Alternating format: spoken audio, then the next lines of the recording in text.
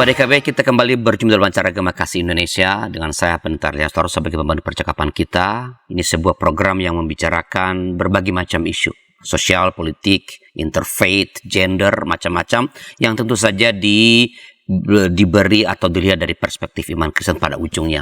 Dan kali ini kita bicara mengenai Islam dan demokrasi, toleransi tanpa liberalisme. Untuk ini telah datang studio narasumber kita Bapak Pendeta Darwin Darmawan, kandidat doktor dari Universitas Indonesia di Fakultas Sosial Politik. Selamat datang Pak Darwin. Terima kasih Pak, sudah diundang. Ya, jangan bosan ya. Senang Pak. Ini jadi studi kapan nih selesai nih? Lagi penelitian sementara. Lagi penelitian. Ya. Jadi tahun ini selesai. Ya, semoga Pak, mohon doanya. Ya, pasti kita doakan karena kita lagi menunggu-nunggu nih. Nunggu seorang dokter politik lagi. Amin.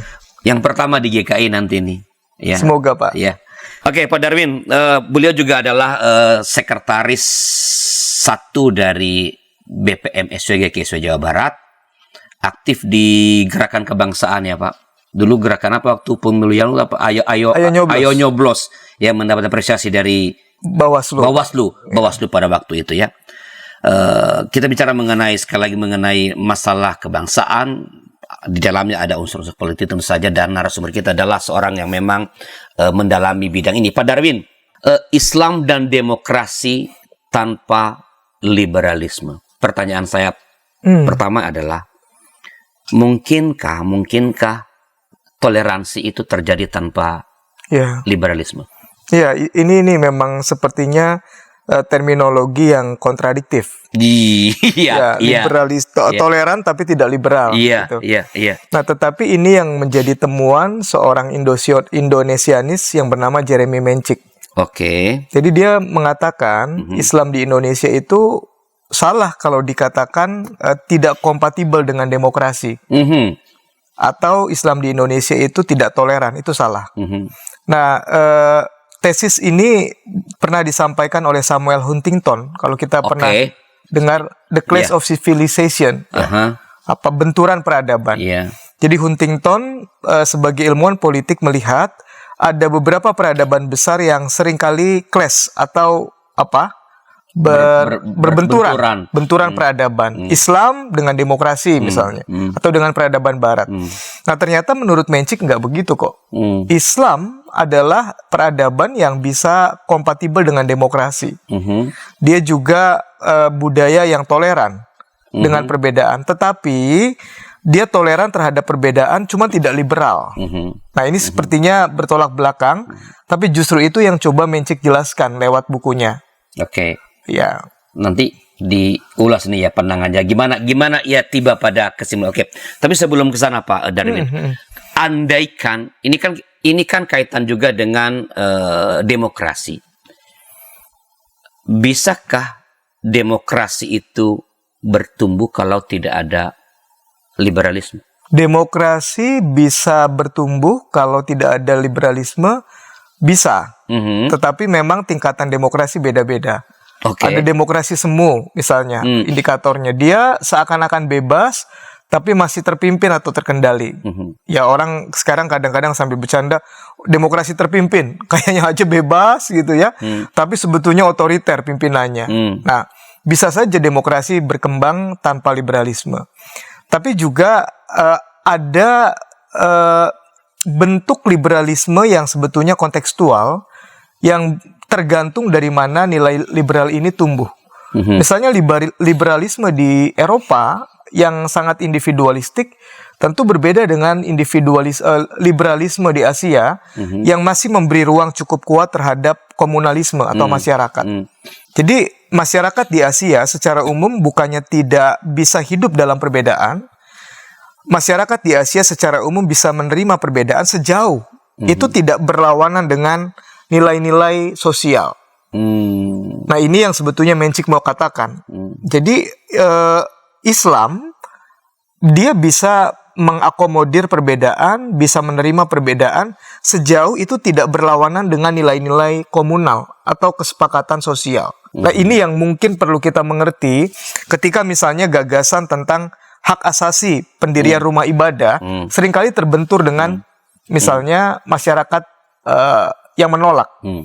Nah, kita dengan cepat bilang, oh ini melanggar HAM. Betul, dari kacamata HAM individualistik yang Eropa. Tetapi ketika ini dikomunikasikan secara sosial, bagaimana kita menyampaikan sebetulnya kami tidak mengganggu, tidak melakukan kristenisasi, Anda sebetulnya diberkati kalau ada kami, bukan tidak mungkin juga ada tempat gereja di situ. Nah, ini yang seringkali berbenturan. Karena kita beranggapan hanya ada satu nilai toleransi, yang individual khas bule, khas barat. Nah, di Asia, yang menjunjung tinggi kolektivitas, kadang-kadang liberalisme itu harus didialogkan dengan konteks. Ya, harmoni. Nah, harmoni sosial itu yang sering kita lupa. Kita menjunjung tinggi HAM individual, nggak salah. Tetapi dalam masyarakat Asia, komunalisme itu kan penting. Contohnya, Pak Al, orang Eropa nikah itu persoalan Individu. privat. Ya, Kita- sangat individu. Antara saya dengan Pasangan. That's it. Udah, kan di resepsinya yang di depan itu ya cuma orang yang menikah. Ibu bapaknya di bawah atau di bersama tamu. Tapi di kita kan menikah itu ada orang tua. Mendampingi. Iya, ini kan gambaran kultural bagaimana ya komunalisme itu masih kuat gitu, Pak. Ya, jadi demokrasi, toleransi sebenarnya dianggap bertabrakan dengan nilai-nilai tertentu di Asia. Kita ngomong tentang Islam sekarang. Oke. Dengan Islam sebenarnya karena nilai-nilai yang menghidupi demokrasi di Eropa itu berbeda dengan nilai-nilai yang bertumbuh di Asia. Bukan soal demokrasinya, Bukan soal demokrasi. toleransinya, Betul, Pak. tetapi soal nilai-nilai begitu. Bagaimana nilai-nilai ini konsep demokrasi, toleransi berdialog dengan nilai-nilai yang ada begitu. Kira-kira begitu, Pak. Kalau Oke. pakai istilah kontekstualisasi, ya mungkin demokrasi kontekstual gitu ya. Demokrasi kontekstual. Jadi nggak ada demokrasi yang absolut harus begini demokrasi itu. Nggak ada. Nggak ada, Pak. Ya ketika itu dipaksakan justru itu jadi persoalan kan. Itu diktator lagi sebenarnya. Walaupun ya demokrasi diktator berwajah demokrasi. Jadi you harus begini. Itu kan diktator. Betul sekali, Jadi Pak. Betul sekali. melawan. Oke. Tapi kalau kita bicara mengenai Islam di Indonesia, Pak Darwin, kan ada banyak di kelompok-kelompok Islam. Ya, jadi sekali lagi tadi kan Pak Darwin mengatakan Islam kompatibel dengan demokrasi. Islam itu adalah agama yang sangat toleran sebenarnya, oke? Ya. Tapi kalau ngomong Islam di Indonesia kan kita sebut yang besar-besar lah. Ada kelompok NU, ada kelompok Muhammadiyah, ada yang sekarang mungkin agak membesar, belum sebesar NU, gerakan-gerakan populisme Islam. Apakah kelompok-kelompok seperti Islam seperti di Indonesia dalam studi Jeremy siapa tadi? Mencik tadi ini punya respons yang sama terhadap itu. Apa mereka menghidupi hal yang sama dalam kaitan dengan demokrasi dan toleransi? Iya, iya. Secara umum sebagian besar masyarakat Islam menerima demokrasi. Oke. Dan itu bisa kelihatan di mana partai-partai Islam pun berkontestasi secara politik. Artinya kan ikut dalam prinsip-prinsip aturan main demokrasi. Oke. Nah, ada nggak yang tidak menerima? Ada. Ya, ada. Tapi berapa banyak rasanya tidak sebanyak yang menerima demokrasi. Oke. Nah, jadi respon masyarakat Islam terhadap gagasan demokrasi juga berbeda-beda, Pak.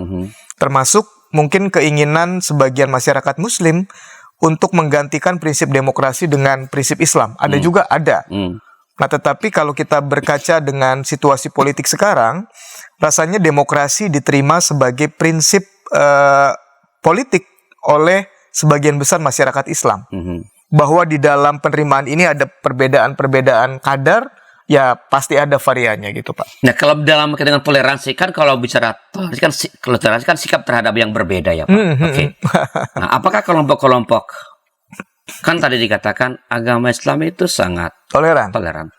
Apakah saya sebut tiga tadi kan, ketiga kelompok Islam NU, Muhammadiyah gitu ya. Dengan tadi apa namanya populisme kelompok Islam populisme yang atau kadang-kadang kita disebut sebagai pan-Islam gitu yang gagasannya semua jadi umat Islam, satu Islam gitu ya. Nah, apakah sikap mereka toleransi sama, Pak? Pasti beda-beda, Pak. Oke. Ya, kita yang di Indonesia kan kadang-kadang berpikir dari NU cenderung moderat, dari NU cenderung toleran, dari kelompok Muhammadiyah yang moderat tapi kadang-kadang tidak terlalu semoderat NU gitu ya, atau sebut dari partai tertentu yang secara politik sering memakai identitas Islam, oh ini anti Kristen ya. Nah, asumsi populer seperti ini saja menggambarkan bagaimana internal umat Islam sikap toleransinya itu berbeda-beda terkait dengan perbedaan latar belakang agama atau yang lain. Pasti beda, Pak ya. Nah, bisa nggak sekarang Pak Darwin menggambarkan kepada kita, mendeskripsikan apa sih yang dimaksud dengan toleransi tanpa liberalisme itu? Nah, seperti apakah wajahnya itu? Nah, ya, yang saya mengutip Menchik ya Pak ya. Iya. Jadi menurut Jeremy Menchik, Islam di Indonesia itu bisa menerima perbedaan sejauh tidak berlawanan dengan kesepakatan komunal. Nah, ini artinya kita perlu diskusi, kita perlu musyawarah mufakat, kita perlu meyakinkan bahwa satu keputusan yang diambil itu tidak berlawanan dengan kesepakatan komunal. Okay. Yang kedua, Islam itu disebut toleran ketika dia memang memisahkan relasi sosial dengan akidah. Oke. Ya. Jadi bergaul dengan umat latar belakang agama pun nggak apa-apa. Melakukan aktivitas niaga dengan siapapun oke-oke saja. Sejauh tidak melanggar akidah. Ini yang disebut Jeremy Menchik. Nah, akidah inilah yang sebetulnya memberikan porsi konservatif terhadap toleransi yang dimaksudkan oleh kita yang kadang-kadang mengerti toleransi itu bebas sebebas-bebasnya. Gitu. Nah, yang ketiga, Islam itu cukup toleran termasuk dalam mengakomodir demokrasi karena ada godly nasionalisme, ini istilahnya. Dia menjunjung tinggi nilai-nilai nasionalisme, tidak berlawanan dengan gagasan bangsa yang tidak Islami, maksudnya bangsa yang bukan bangsa Islam, bukan negara Islam, masih bisa diterima, tetapi toh ada godly. Jadi nasionalisme yang dicirikan oleh pemahaman ketuhanan yang Maha Esa. Dan definisi ketuhanan yang Maha Esa itu kan definisi yang sangat monoteistik. Definisi yang kalau pakai bahasa umat Islam tauhid. Satu Tuhan.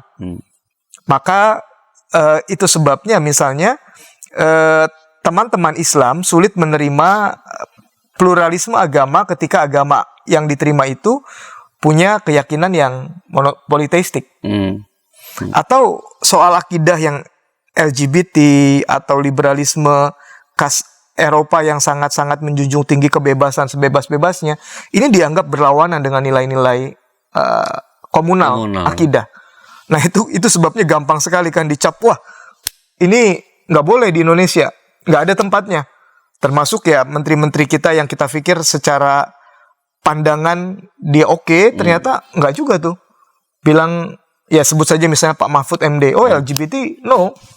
Ya, cukup keras. Dia gitu. sangat terbuka pada bagian-bagian tertentu yang lain, tapi bagian ini dia sangat tertutup. Sangat tertutup, karena itu soal keyakinan. Soal akidah dianggapnya ya. Nggak bisa seperti itu. Itu berlawanan dengan keyakinan Islam. Nah, pada titik inilah sebetulnya kemudian kita berbeda pandangan soal liberalisme tadi. Kalau liberalisme barat bebas sebebas-bebasnya, yang ini ternyata tidak. Ada komunalisme yang di dalamnya perlu mengakomodir nilai-nilai partikular Islam. Jadi dapat toleran terhadap apapun sejauh as long as tidak Nah, yang menentukan nilai-nilai komunal itu terus siapa kalau begitu? Di mana diatur kalau begitu? Apakah? Nah, iya ini yang nggak gampang memang. Ditambah lagi sebetulnya kita harus jujur, dalam tubuh saudara-saudara kita yang Muslim terdapat perbedaan paham terhadap isu-isu tertentu. Ya, mereka yang misalnya mendapatkan pencerahan studi di luar negeri seperti almarhum Buya Syafi'i Ma'arif atau Nurkolis Majid almarhum, ya cukup terbuka terhadap gagasan Islam yes, ya apa? Gagasan Islam, nilai Islam yes, kalau Islam politik no, nggak perlu harus dalam bentuk partai Islam misalnya. Tapi Amin Rais juga lulusan Amerika, tapi kan nggak begitu. Setelah berapa informasi berikut ini.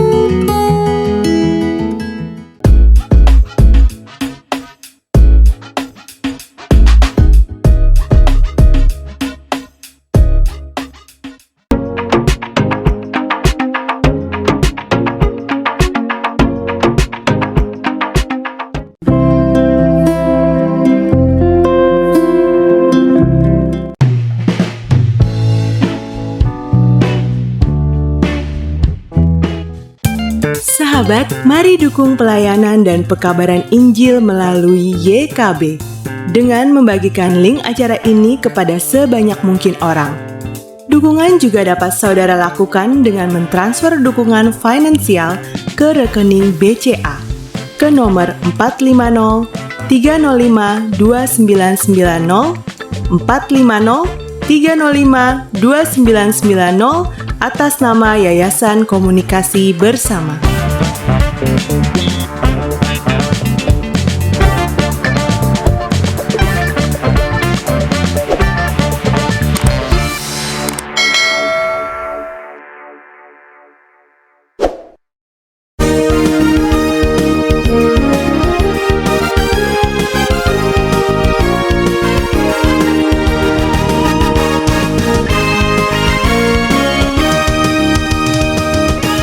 Terima kasih sahabat, masih bersama kami dalam acara Gema Kasih Indonesia, program yang berbicarakan berbagai macam isu di tengah-tengah masyarakat dalam perspektif iman Kristen, dan kita berbicara sekarang tentang Islam dan demokrasi, toleransi tanpa liberalisme bersama dengan Bapak Pendeta Darwin Darmawan.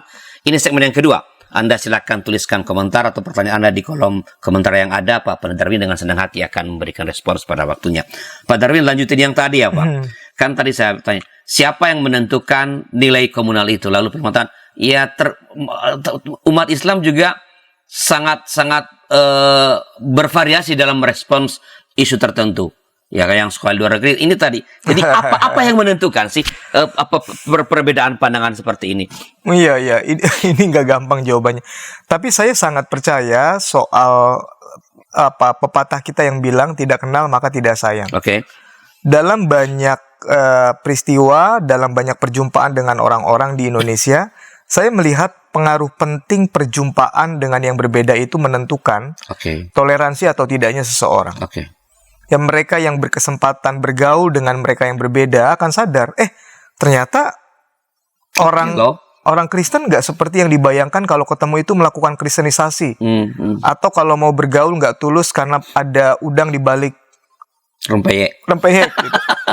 Ternyata enggak. Nah ini membuat mereka kemudian berpikir, oh enggak kok, akhirnya mau bergaul. Dan ini kan yang kemudian membuat orang kacamata dalam memandang sesuatunya berubah. Karena pergaulan, perjumpaan. Nah saya yakin mereka-mereka juga begitu Pak. Ya mereka yang pandangannya toleran sebagian besar disebabkan karena perjumpaan dengan yang berbeda, membuat mereka tahu, kita satu bangsa, kita satu Indonesia, nggak seharusnya kamu saya tolak misalnya. Nah ada teman-teman dari Lemena Institute melakukan misalnya literasi kebangsaan lintas budaya, LKLB kalau nggak salah ya, melakukan itu bersama dengan Pak Alwi Shihab, dengan Imam Besar Masjid Istiqlal, Umar siapa? Iya Pak Umar siapa gitu ya. Dan itu menarik, di salah satu daerah di Sulawesi yang ikut serta adalah perempuan yang bercadar, ibu-ibu bercadar tertutup sekali. Dia kaget sekaget-kagetnya ketika mendapatkan informasi tentang kekristenan dari Ibu Lebang, Eri Lebang, yang mengajar dari Kristen, Ibu Eri Lebang. Kaget. Lalu di akhir perjumpaan setelah beberapa kali pertemuan, padahal ini online. Padahal online, dia bilang, wah saya mau ngajarin ini buat anak didik saya. Kebetulan dia guru di sekolah Islam. Ya, ini kan menarik. Belum pernah mendengar, belum pernah berjumpa, sehingga punya pandangan tertentu terhadap kekristenan. Ternyata tidak seperti yang dibayangkan. Nah, kita sebagai bangsa belum pernah secara sengaja melakukan semacam political atau social engineering, mendidik masyarakat kita itu bergaul dalam perbedaan, membangun respect. Ini kan belum pernah dilakukan secara sengaja. Dulu di zaman Orde Baru, ngomongin SARA bisa hilang.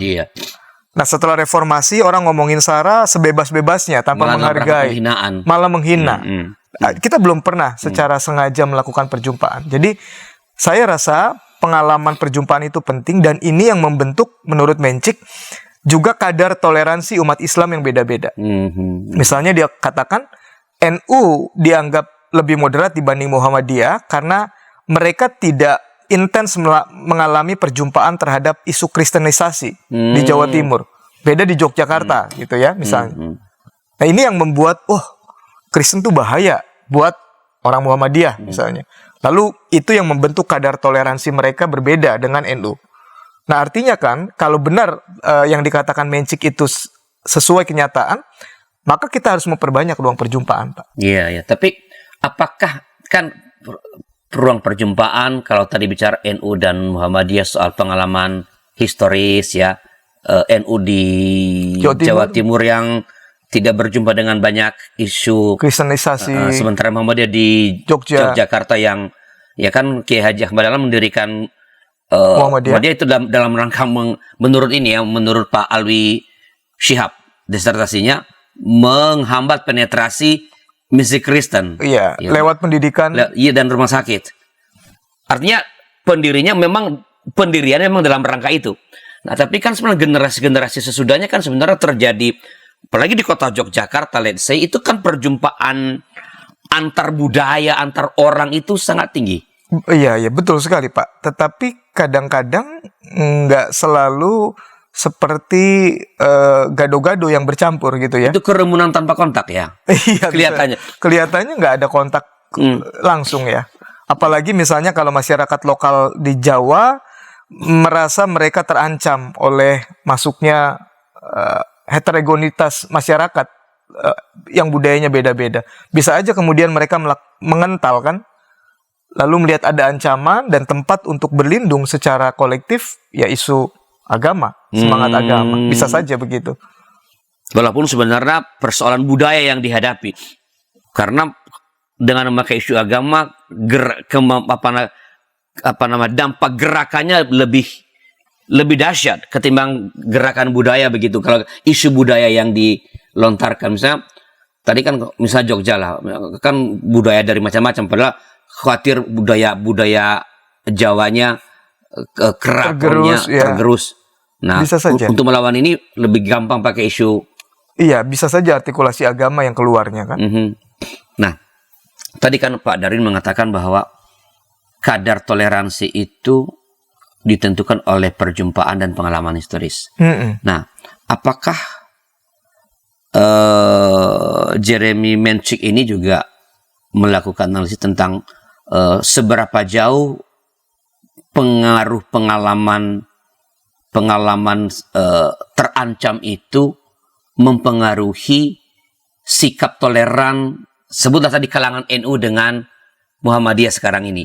Sejauh mana Muhammadiyah misalnya yang mengalami isu kristenisasi itu pada masa lampau itu orang Muhammadiyah sekarang masih dipengaruhi oleh itu. Ya, ini yang perlu penelitian lebih jauh ya. Tetapi yang menarik begini, Pak, ada semacam tuntutan atau standar sebagai mayoritas di Indonesia, maka umat Islam itu harusnya mendapatkan semacam kompensasi politik yang juga besar. Kira-kira begitu. Nah, tetapi kan Islam ini beragam. Ada NU, ada Muhammadiyah, dua ormas Islam yang terbesar di Indonesia ya. Nah, dalam perjalanan bangsa ini kadang-kadang kan ada semacam plotting. Oh, Menteri Pendidikan dari Muhammadiyah, Menteri Agama dari NU, begitu ya. Nah, proses-proses politik ini ketika tidak kelihatan mendatangkan posisi tawar atau hasil tawar yang baik, seringkali juga membuat kecewa.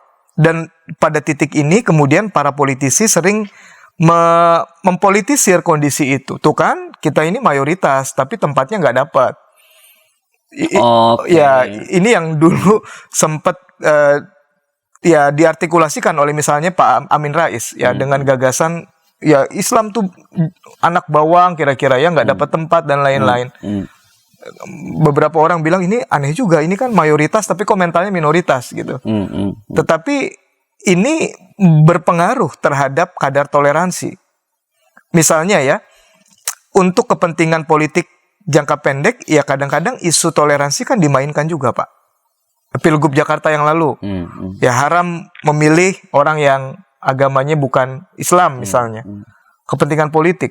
Ya, tetapi yang mau dikatakan ada banyak faktor yang membuat toleransi itu kemudian kadarnya berbeda-beda. Pengalaman masa lalu iya, pengalaman masa kini iya, dan ini banyak sekali dipengaruhi oleh kepentingan-kepentingan politik biasanya. Oke, kalau dalam pandangan analisa Jeremy Menci, apakah ada nilai-nilai tertentu di dalam keislaman yang paling menyumbang sikap toleransi itu? Atau hanya karena pengalaman historis saja sebenarnya tadi, kayak NU di Jawa Timur dengan Muhammadiyah di Yogyakarta? Iya, Atau iya. ada nilai-nilai tertentu sebenarnya? Komunalisme itu, Pak. Komunalisme itu cukup kuat, ya. Oke. Komunalisme itulah yang menentukan toleransi tidaknya. Jadi bukan soal komunalisme itu bukan faktor budaya. Ya, faktor budaya bisa begitu, tapi juga kesepakatan kolektif ini yang banyak dipengaruhi oleh akidah juga menentukan sebetulnya. Tadi kan ketika kita berbicara mengenai pengaruh pengalaman historis itu kan kita nggak bisa ngomong ya, karena belum ada penelitian yang memadai tentang itu. Apakah orang Muhammadiyah itu tingkat toleransinya dibandingkan dengan orang NU sekarang masih sama nggak sih? Iya, Bahwa iya. lebih toleran orangnya, karena gini, kan tadi Pak Darwin mengatakan ini sebenarnya kadang-kadang masalah politik yang menjadi persoalannya. Di sebuah kasus di Jawa Timur, di gereja-gereja misalnya, ada gereja kita kebetulan gereja GKI, kita pernah bincangkan di acara ini juga, itu dihamba pembangunannya oleh teman-teman yang justru dari kalangan NU. Iya, iya. Sehingga teman-teman aktivis yang dari NU yang sangat berjuang itu rada susah ngomongnya, karena itu teman sendiri, tapi bukan karena NU-nya, tapi karena faktor politik. Iya, iya. Kalau dia nggak begitu, dia membiarkan gereja, maka dia akan kehilangan suara di situ. Ini jadi Iya, iya. Dan kasus ini kan menunjukkan secara empiri kita tidak pernah boleh melakukan stereotyping membabi buta. oh iya iya. Stereotyping misalnya, kalau NU itu sudah pasti semua toleran. Kalau Muhammadiyah sudah pasti kurang toleran. Tidak. Di dalam pengelompokan masyarakat secara kolektif itu kan selalu dilakukan proses generalisasi. Nah, generalisasi ini menegasi kepelbagaian varian di dalam tubuh internal. Apa yang digeneralisasikan, Pak? Sama di dalam Kristen, ya Kristen misalnya nih, yang kita sering bilang, kok nggak percaya sih vaksinasi? Katanya vaksinasi itu jahat, nggak sesuai dengan kehendak Tuhan. Aneh, udah modern seperti sekarang kok masih ada umat beragama seperti itu. Lah ternyata di Kristen juga ada, Pak. Iya, iya. Kita kan Iya, berpikir, iya. itu nggak mungkin. Oke, Kristen ya, tapi nggak mungkin GKI. Kalau itu orang GKI gimana? Dan itu orang GKI. Itu berarti Pak Darwin kurang melakukan pengembangan. Ada itu. Oh really? Ada orang ini? Ada orang GKI tidak mau divaksin sampai sekarang. Karena itu bertentangan dengan imannya. Nggak percaya terhadap kuasa Tuhan. Kita bicara Jadi dia nggak ke dokter juga dong. tidak sampai sekarang nggak divaksin. Kalau sakit dia nggak ke dokter. Nah, itu yang menarik. Anaknya si dokter tuh ya. Tapi bukan 1-2, ini beberapa, Pak. Ya. Jadi tidak benar juga generalisasi, tapi sebagai bentuk kita melakukan teoritisasi nggak bisa dihindari. Ya, bahkan orang cenderung melakukan generalisasi sebenarnya. Sebenarnya kalau kita lihat yang nampak di ruang publik ya, kan almarhum Buya Syafi'i Ma'arif itu kan ketua Muhammadiyah. Iya, iya. Pak Amin Rais kan mantan ketua Ketua Muhammadiyah. Muhammadiyah. Tapi dua tokoh ini kan menghadirkan Dua warna yang sangat berbeda. Betul, Pak. Dalam kaitan dengan toleransi ini. Persis, Pak. Buya Syafi'i luar biasa. Ya. Persis. Sementara Pak Amin Rais adalah bagian Ya. Ya, ini pentingnya kita nggak melakukan generalisasi yang kadang-kadang menghambat kita buat berinteraksi secara langsung. Kalau ini fanatik gak bisa bergaul, padahal nggak tentu. Oleh teman saya sih dulu Muhammadiyah, dia dosen di IAIN di Ciputat, sangat toleran.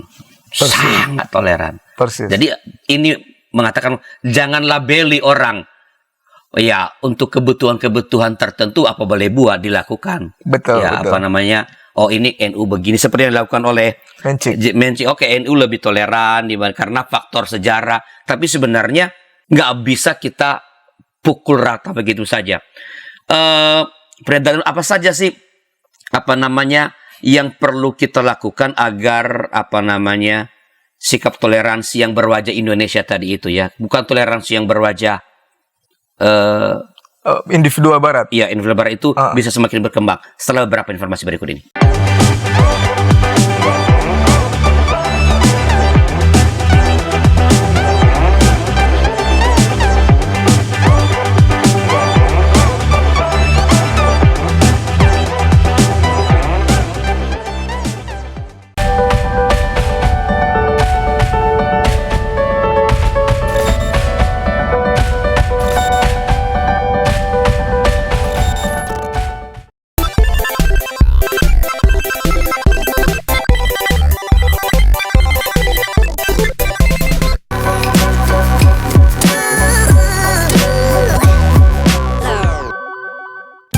Sahabat, mari dukung pelayanan dan pekabaran Injil melalui YKB dengan membagikan link acara ini kepada sebanyak mungkin orang.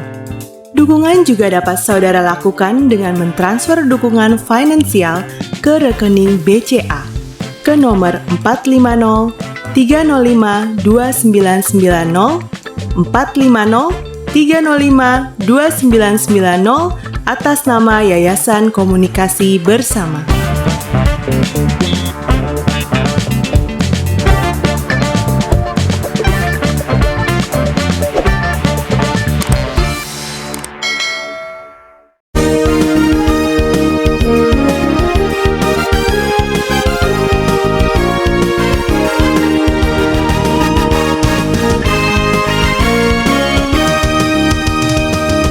Sahabat EKB, masih dalam acara Agama Kasih Indonesia dengan saya Pendeta Lisla Rosa dan Pak Pendeta Darwin sebagai narasumber kita. Kita bicara mengenai Islam dan demokrasi, toleransi tanpa liberalisme. Ini segmen terakhir, tapi Anda masih bisa tetap menuliskan pertanyaan, komentar Anda di kolom chat atau di kolom komentar yang tersedia, dan Pak Pendeta Darwin tentu saja dengan senang hati akan merespons pada waktunya. Pak Darwin, ini segmen yang terakhir, jadi kita bicara melihat ke depan ya.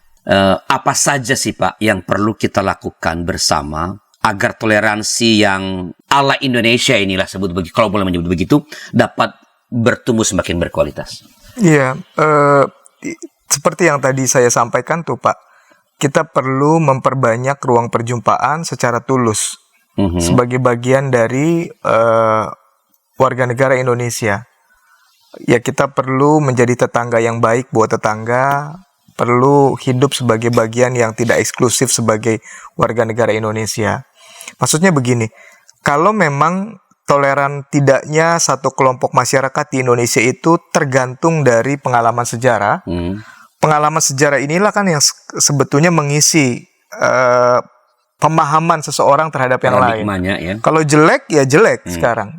Nah, yang jelek ini tidak bisa berubah kalau tidak ada yang baru yang menggantikan pemahaman dia sebelumnya.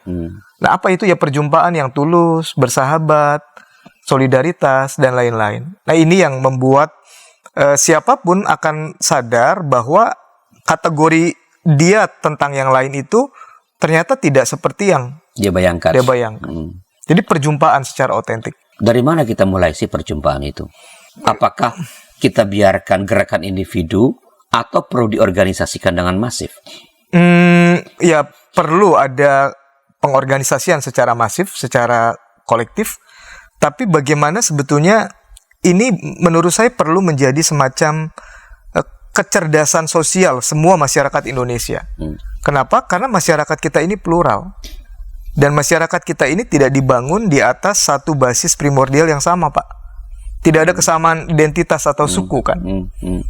Kita semata-mata menjadi bangsa gara-gara senasib pernah dijajah dulu. Lalu melawan penjajahan. Ada identitas kolektif yang kita bangun seakan-akan kita satu. Padahal kan, ya Bapak Nias, saya Tionghoa KW2 misalnya, atau KW3, kita nggak bisa sama. Apalagi ketika ada perbedaan agama dan lain-lain. Kalau kita tidak mengembangkan skill sosial untuk hidup di dalam perbedaan, memiliki respek terhadap mereka yang punya keyakinan berbeda, agak susah loh kita bertahan sebagai satu bangsa, menurut saya. Nah, dari mana dimulainya? Secara kolektif gereja punya tanggung jawab, pemerintah punya tanggung jawab, sekolah punya tanggung jawab, tapi kita di keluarga juga perlu menekankan, ya bergaulah dengan yang lain. Saya misalnya berkeinginan anak saya bisa sekolah di sekolah negeri, supaya mereka tahu teman-temanmu, sahabatmu bukan cuma orang GKI atau bukan cuma orang Kristen atau kelas menengah, ya kalau kebetulan dia kelas menengah gaulnya, tapi banyak yang berbeda. Kalau kita saja sudah tergoda untuk hidup di dalam ghetto kita masing-masing, jangan salahkan kalau orang kemudian juga berpikir kelompok kita eksklusif, kelompok kita itu selalu melakukan kristenisasi, kelompok kita itu patut untuk diusir misalnya kalau bangun gereja. Karena ini yang didapat informasinya dari orang-orang tertentu, Pak, yang punya kepentingan politika atau lain-lain gitu. Jadi kalau begitu sebenarnya apakah, sebutlah ya, kan tadi ngomong sekolah anak ya, apakah lembaga-lembaga pendidikan entah agama apapun yang berbasis pada identitas keagamaan itu menghambat penumbuhan toleransi? Iya, tapi juga tidak sepenuhnya kalau sekolah-sekolah ini tetap memberi ruang terhadap perjumpaan. Misalnya kita mendorong sekolah kita BPK Penabur bisa melakukan live-in di desa Muslim, ya secara rutin gitu ya. Lalu perlu memperbanyak ruang-ruang kebangsaan, perjumpaan maksud saya, yang menolong mereka melihat mereka satu bangsa dengan yang lain, yang identitas sosialnya, ekonominya, agamanya berbeda. Misalnya ketua BPK Penabur pernah bicara, dia kepikiran bikin ekskul kebangsaan gitu. Sebab kalau mau masuk menjadi kurikulum lagi, udah nggak ada tempat karena tuntutan akademis misalnya. Ya, ini kan sebetulnya upaya sadar yang coba dilakukan atau coba diupayakan supaya ada ruang perjumpaan.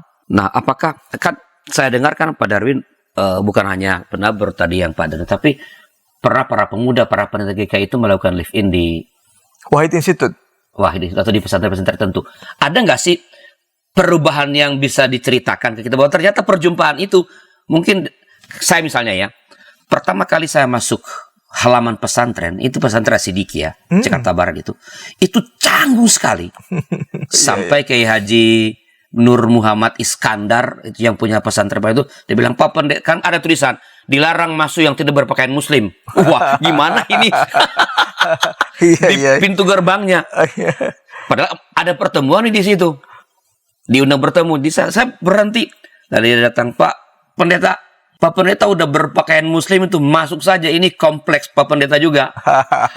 Begitu berjumpa ngobrol dengan Kiai Haji Nur Muhammad Iskandar itu, lalu perasaan saya tidak takut karena ada saudara saya yang Islam, ya ada. Tapi masuk ke pesantren belum pernah. Begitu masuk dan ngobrol, udah tuh kedatangan berikutnya cair. Nah, itu. Nah, apakah ada gimana dengan pengalaman yang diciptakan ya? Tadi kan itu kan kita kan karena memang aktivitas individu. Yang tadi kelompok-kelompok tadi yang Pak Dori katakan Penabur. Iya, betul Pak. Jadi ada kegiatan gerakan kebangsaan yang melibatkan pemuda di Kelasi Selatan, Jakarta Selatan. Mereka melakukan kunjungan ke pesantren. Awal ketika mau dilakukan 1-2 hari sebelum dilakukan, wah pada bingung. Nanti gimana? Bingung, takut auto murtad gitu ya atau gimana. Tapi begitu masuk, ada dinamika kelompok, ada nyanyi-nyanyi bersama-sama, itu bisa joget bareng-bareng dan melebihi limit waktu, bahkan nggak mau pulang. Nah, rasanya ini yang mungkin perlu kita bangun, Pak. Bukan mungkin. Harus kita bangun di tengah-tengah kecenderungan kita yang mempertahankan homogenitas, eksklusivitas, dan nyaman. Jujur saja kan lebih nyaman dengan orang-orang yang sudah sekelompok yang udah biasa. Udah kenal, udah ngerti. Oh, Pak Al kopinya ini. Kita udah saling tahu. Tetapi begitu keluar pada konteks yang berbeda, kita kan, aduh. Nah, tetapi itu yang memperkaya kita, membuat kita belajar. Jadi saya ingin berkata bahwa sebenarnya kita nggak bisa menghindari ada kelompok-kelompok yang memang berbasis identitas. Ada gereja, ada sekolah-sekolah Kristen, ada sekolah-sekolah Islam. Ya, tapi itu tidak dengan sendirinya sebenarnya menjadi penghambat bagi upaya membangun toleransi. Kalau ada upaya bersengaja melakukan perjumpaan-perjumpaan yang intens dengan kelompok yang berbeda. Begitu ya Pak Betul David? Pak, betul sekali. Kalau enggak kita mesti tutup. Sekolah Muhammadiyah, sekolah BPK Penabur, semua mesti ditutup kalau nggak boleh ada sebuah komunitas yang berbasis identitas yang eksklusif itu. Betul sekali Pak, betul sekali. Itu yang perlu kita lakukan. Pernah misalnya belum lama ini saya ditawarin, mau nggak ngisi di sekolah kepemimpinan satu partai Islam? Saya nggak usah sebut ya. Oke. Sekolah kepemimpinan. Jangan sebut nanti kalau saya pengen lagi. Iya. Tapi begitu saya share gitu, respon sebagian teman nggak oke. Wah, hati-hati tuh katanya. Itu manipulatif, jangan-jangan cuma mau dimanfaatin. Kecurigaan ya. Iya, ada takut, kecurigaan curiga. tertentu. Padahal ya mau sampai kapan kita mempertahankan eksklusivitas? Ya. Padahal sebenarnya ketika mau mengajar di sana sudah dimanfaatkan, tapi ketika kita bisa bercerita tertentu, ya pasti ada nah, itu loh Pak, yang bagus kan. Di tengah-tengah padang pasir, ruang perjumpaan yang kering gitu loh Pak. Kan memang nggak kita harus keluar gitu. Jadi kesadaran untuk jangan bercuriga ketika ada upaya-upaya mempertemukan kelompok-kelompok yang berbeda itu mesti dihilangkan kecurigaan-kecurigaan itu ya. Nah, tadi kalau Pak Doni bicara mengenai apa yang kita lakukan perjumpaan, kalau yang menghambat berkembangnya atau yang bakal bisa membunuh tumbuhnya toleransi ini apa? Yang bisa membunuh ya menjadikan potensi intoleransi untuk kepentingan-kepentingan yang memecah belah, kepentingan-kepentingan kekuasaan, ini gampang dan murah. Ya, gampang dan murah. Ya, ada bibit-bibit curiga terhadap kelompok tertentu, lalu kepentingan politik membakar kecurigaan itu untuk kepentingan politik. Ini gampang sekali dilakukan, Pak. Ya, jangan pilih itu. Dia tuh bisa membuat umat kita semakin menderita misalnya. Wah, itu gampang sekali. Dan itu kan bersengaja dengan strategi, dengan langkah-langkah yang terukur dan lain-lain. Itu gampang sekali menghancurkan. Kalau situasi kita sekarang ya Pak Darwin, entah sebagai bangsa atau kalau Pak Darwin melihat gereja-gereja, apakah ikhtiar ya untuk mengembangkan sikap hidup yang semakin menyuburkan toleransi itu sudah cukup ada dengan baik nggak sih? Kebutuhan itu ada, tetapi momentumnya belum terbangun secara besar gitu Pak ya, momentum namanya ya. Kebutuhannya ada nggak ada. Kita tahu kok kita butuh bergaul, kita tahu kok kita butuh tetangga, kita butuh teman. Tetapi untuk keluar dari kesadaran yang seperti itu, menyambut kesadaran itu, ini yang belum terbangun Pak. Ya jujur saja, kita kan lebih nyaman sebetulnya bergaul dengan kelompok kita. Baru merasa ada kepentingan bergaul ketika perlu izin. Izin gereja, dukungan sos baru datang. Kalau enggak ya enggak datang-datang. Atau ya sebut saja misalnya kadang-kadang ini jeleknya sebagian kelompok Kristen ya. Ketika ada yang minta bantuan tetangganya, terus bilang, aduh kita kan bukan ATM nih. Masa terus-terusan begini? Ya salah sendiri, kenapa mau jadi ATM? Kenapa nggak bergaul? Kalau jadi teman nggak mungkin diperas, gitu kan? Atau kalaupun dimintain dananya buat sesuatu yang betul-betul butuh, ya kenapa juga kita tidak berbagi sebetulnya kan? Jadi tetangga yang baik misalnya. Nah, jadi sudah terbangun belum? Kebutuhannya ada, tetapi ini berlawanan dengan kecenderungan kita yang egoistik kan Pak? Berarti memang perlu difasilitasi. Dan kadang-kadang ya diusir dulu, di demo dulu baru kita sadar, oh iya, kita harus kenal tuh. Ya kadang-kadang ya, nggak semua begitu sih. Iya. Oke Pak Darwin. Ini kita udah menjelang menit-menit terakhir nih Pak. Apakah pesan-pesan Pak dan bagi Pak pemirsa kita bagaimana membangun bahwa toleransi itu tadi kan toleransi itu toleransi ala Indonesia ya. Bukan toleransi yang liberal.